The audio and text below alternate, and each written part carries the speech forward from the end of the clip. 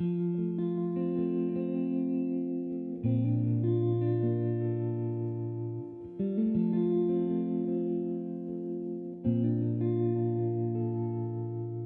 we shut down our day programs, and at the same time, our residential sites, we began to put them in isolation where we weren't allowing visitors in or people going home to their families. Their home was going to have to be their safety net, and we had to protect that. We kept referring to it as creating the bubbles. So each one of the homes had identified staff and clients, and we kept basically everybody out of the homes other than that. Our managers often would go to the homes and they would have to peer into the windows. We were insulated for the first few weeks, which I really think bought us time to get the proper equipment and to prepare for it.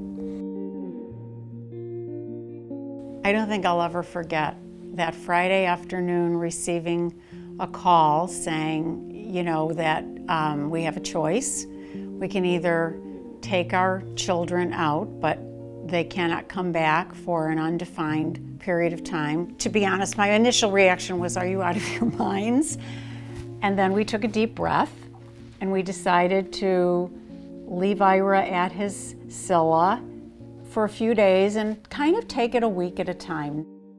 It was a lot of emotions, both positive, negative. There were days where you were just like, all right, we're just gonna, you know, hope for the best and continue striving. As far as clients, I think I tried to convey the best possible transparency to them as well. You know, everybody was on the same page and keeping everybody calm and collected, especially in that kind of circumstance.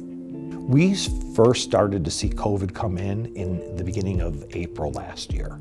An incredibly frightening time. So those first couple cases that we had were just gut-wrenching. We didn't know what to expect. We didn't know if the person would survive. We were so concerned about everyone becoming ill.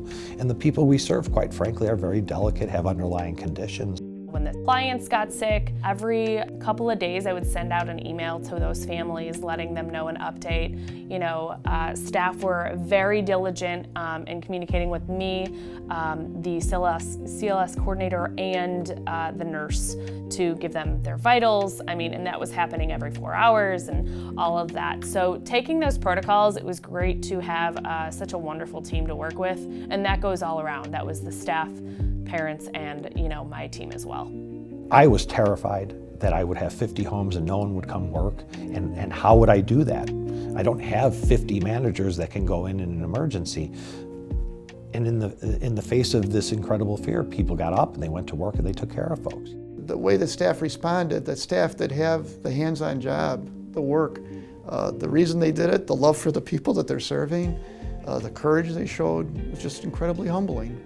If I tell you that you have to quarantine and you understand why, you understand the consequences and you'll comply more. A lot of our folks don't really know what we're talking about when we talk about these things, so we really have to work with them. And sometimes it's a matter of, you know, if I have to quarantine you in a room, I'm gonna have to spoil you. We're gonna bring some games to your room. We're gonna bring meals to you. We're gonna try to make it a game. I think the biggest thing was making sure, you know, clients were still being engaged, you know, being able to do virtual visits, even parent visits, that was huge too. Being able to be on FaceTime, Zoom, Skype, you know, all of those things that kept them going. One of the big things that we were finally able to do when we had that short break in the summer where the numbers started to go down and we had the advantage of good weather is we implemented outdoor visits. A lot of tears of happiness. The summer was a really fun time to see people get together. They invited the parents, if they wanted to come, to socially distance and be in the backyard and kind of cheer them on. And it was so much fun because that was the first time that we saw him at his house. We brought one thing that we wanted to share because I thought it just sort of summed up the whole experience. This was Christmas. We did Christmas brunch in the garage, and if you remember, Christmas morning was not warm at all.